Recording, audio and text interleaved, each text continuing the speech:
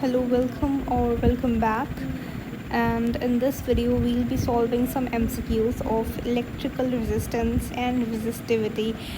And I'm recording this video for the third time in a row, so I really hope this will be recording. Now, हम पास first MCQs है. The following 4 wires are made up of the same material and are at the same temperature. Same material है, इसका मतलब resistivity जो है हमारे पास वो same होगी. अब पूछा गया है which one of them has the highest electrical resistance. सबसे ज़्यादा इलेक्ट्रिकल रेजिस्टेंस किसकी होगी यहाँ पे. That's your question. अच्छा, अब अगर मैं कोई रिलेशन याद दिलाऊँ तो रिलेशन क्या था हमारे पास के जो रिलेशन क्या था कि रेजिस्टेंस जो है वो डायरेक्टली प्रोपोर्शनल होती है लेंथ से और इन्वर्सली होती है एरिया के. और अगर आपके पास एरिया नहीं दिया गया, आप यहाँ पे देखिए एरिया नहीं दिया गया, हमें डायामीटर दिया गया है. तो एरिया का फॉर्मूला क्या होता है, पाई आर स्क्वायर. अब यहाँ पे आर स्क्वायर मतलब रेडियस भी नहीं दिया गया, हमें डायामीटर दिया गया है. तो अगर मैं डायामीटर को सब्स्टिट्यूट करती तो ये फॉर्मूला हमारे पास बन जाता है. अगर इसी फॉर्मूला को मैंने इस रेजिस्टेंस से एक रिलेशन बनाने की कोशिश की तो मुझे पता चला रेजिस्टेंस डायरेक्टली प्रोपोर्शनल है 4/d². अगर मुझे रेजिस्टेंस सबसे ज़्यादा चाहिए तो मेरा एक काम होगा कि मैं डायामीटर सबसे कम लूँ. अगर सबसे कम डायामीटर लूँगी तो उसका स्क्वायर भी कम आएगा और रेजिस्टेंस सबसे ज़्यादा बढ़ेगी. मैंने ऑप्शंस को इवैल्यूएट किया, इन सबके डायामीटर चेक किया मैंने कहा okay I will be checking their diameter. तो डायामीटर में देखा तो ऑप्शन 1 था, दैट वाज 1 का स्क्वायर तो 1 ही आ गया, 2 का स्क्वायर 4 आ गया, 3 का स्क्वायर 9 हो गया. लेकिन अगर मैं 0.5 का स्क्वायर लूँगी तो वो कम ही आएगा इन तीनों वैल्यू से. मतलब स्क्वायर की वैल्यू कम, जितनी ज़्यादा कम तो रेजिस्टेंस तो सबसे ज़्यादा. तो इसका मतलब ये है कि option B would be the correct answer यहाँ पे. ठीक है, नेक्स्ट है the resistance of a wire of a uniform diameter, the resistance of another wire of same material but diameter two the and length 4L will be. हमें निकालना है diameter और resistance अगर हमारे पास कुछ कंडीशंस चेंज कर दी जाएँ तो. इट्स वेरी इजी, हम अभी कर लेंगे. हम एक पहले तो रिलेशन ड्राइव करेंगे हमारे साथ.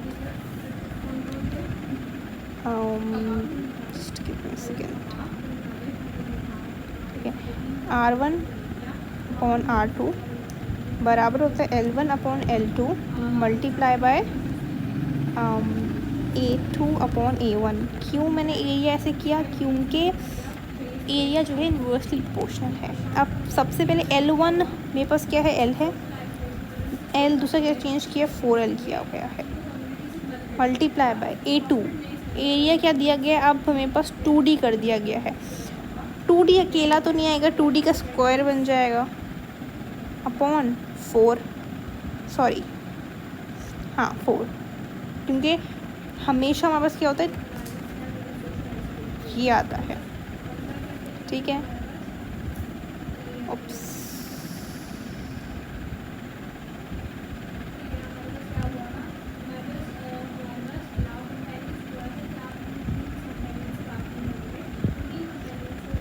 नेक्स्ट है अब A2 तो ये रहा, A1 कितना था, D था, तो D²/4. यहाँ पे 4 से 4 कैंसिल हो गया, D² से D² कैंसिल हो गया, बचा क्या मेरे पास 2. एक मिनट, अच्छा ये जो 2 है ये भी तो स्क्वायर होना था, ये भी 4 बनना था, क्योंकि 2 अल्टीमेटली इन्होंने D²/2 किया है. तो अगर D² अगर 2 है तो 2 भी स्क्वायर बन जाएगा पूरा. 4 से 4 कैंसिल, लेंथ से लेंथ कैंसिल, तो बेसिकली तो क्या हो जाएगा R1 बराबर हो जाएगा R2 के. ठीक है, R2 बराबर हो जाएगा R1 के. तो करेक्ट आंसर मेरे पास R ही आएगा. Next is when the length and area of a cross section both are double then its resistance is what. अगर लेंथ को मैं 2L कर दूँ और रेजिस्टेंस इसको भी 2A कर दूँ, एरिया को भी कम कर दूँ, तो 2 से 2 कैंसिल हो जाएगा और विल रिमेन द सेम ही रहेगी. The example for non-ohmic resistance is what? The diode is an example of non-ohmic resistance. Next is the resistance of a conductor is 5 ohm at 50 degrees Celsius and 6 ohm at 100 degrees Celsius. Its resistance at 0 degree Celsius would be what? अगर मेरे पास एक resistance conductor 5 ओम है 50 पे, 6 ओम है 100 पे, तो 0 degree Celsius पे कितनी होगी? वैसे अगर इस क्वेश्चन के अंदर एक लॉजिक लगाया जाए तो एक ये भी ट्रिक बन सकती है, ट्रिक नहीं है, मैं थोड़ा लॉजिक बताते हैं कि 5 ओम पे अगर 50 डिग्री सेल्सियस है, ठीक है, सॉरी, अगर 50 डिग्री सेल्सियस पे अगर 5 ओम है और इसको 50% इंक्रीज़ कर दिया तो 100 डिग्री सेल्सियस पे अगर 6 ओम है, तो अगर इसको 0 कर दिया, 50 डिग्रीज कम कर दिया, तो कितनी रेजिस्टेंस होगी? 4 होगी। एक ये भी वे हो सकता है, लेकिन ये छोटी सी ट्रिक है जो मैं बोलूँगी, जो मुझे लॉजिक समझ आया इस क्वेश्चन से। ऐसा हो भी नहीं भी सकता था। इसमें हम फॉर्मूला जो का बेसिक यूज़ करते तो वो ये वाला यूज़ करते, R0 is equal to R1 plus alpha delta T. ये फॉर्मूला यूज़ करने के बाद इससे हम असल में ये आंसर निकालते तो हमारे पास आंसर भी यही आता। Next is a wire 100 centimeter long and 2 millimeter diameter has a resistance of 0.7 ohm. The electrical resistivity of the material is, क्या resistivity होगी? तो आपको कुछ भी नहीं करना, इसके अंदर डायरेक्ट आपको फॉर्मूला है आपके पास, आपको वो वैल्यू पुट करनी है। जैसे कि मेरे पास वैल्यू फॉर्मूला क्या है, R is equal to resistivity L upon A। अब A नहीं दिया गया, लेकिन मुझे यहाँ पे डायमीटर ज़रूर दिया गया। रेजिस्टेंस कितनी है? 0.7। अगर मैं मल्टीप्लाई करूँ इसको एरिया से, एरिया कितना है? डायमीटर दिया हुआ है 2 मिलीमीटर, मतलब 10⁻³ दिया हुआ है, उसका भी स्क्वायर होगा और यहाँ पे 2 का स्क्वायर होगा। फिर रेजिस्टिविटी और फिर लेंथ दी गई है जो कि 100 सेंटीमीटर। पहले मैं इसको सॉल्व करती हूँ। 0.7, 2 का स्क्वायर कितना होता है? 4 -3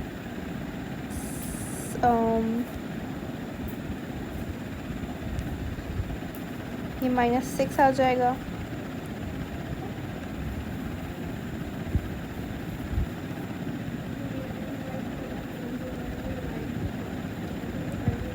और ये 4 हो जाएगा। देन 4 से 4 कैंसिल हो गया। 0.7 × 10⁻⁻⁶। लेंथ कितनी थी? 100 सेंटीमीटर। 100 सेंटीमीटर वहाँ पे मल्टीप्लाई, यहाँ पे डिवाइड हो जाएगा। 100 सेंटीमीटर को अगर मीटर में कन्वर्ट करें तो 1 ही मीटर कहलाएगा, तो उसको काट दो। 0.7 × 10⁻⁻�6 कुछ आ रहा है, लेकिन ये आंसर्स मैच नहीं कर रहे हैं। थोड़ा देखते हैं इसको। अच्छा, ऑल राइट, इसके अंदर हम एक चीज़ भूल गए थे कि एरिया का फॉर्मूला होता है πr²। अगर हमने डायामीटर भी किया था तो बन जाता πd² अपॉन 2², लेकिन पाई की वैल्यू यहाँ पे हम लगाना भूल गए। पाई की वैल्यू कितनी होती है? 3.14। अगर इसको मल्टीप्लाई करेंगे तो हमारे पास कुछ आंसर आएगा इसका 2.2 × 10⁻⁻⁶। तो इसका मतलब आंसर बी जो है हमारे पास बिल्कुल सही कहलाएगा। नेक्स्ट है, which of the following have the same temperature coefficient of resistivity? किन एलिमेंट्स की तकरीबन सेम होती है? आई रियली थिंक के सिल्वर और गोल्ड की मे भी होती होगी resistivity rate. Platinum and silver, yeah, I really believe this, but let's check. 21 for C. 21, okay, it's B.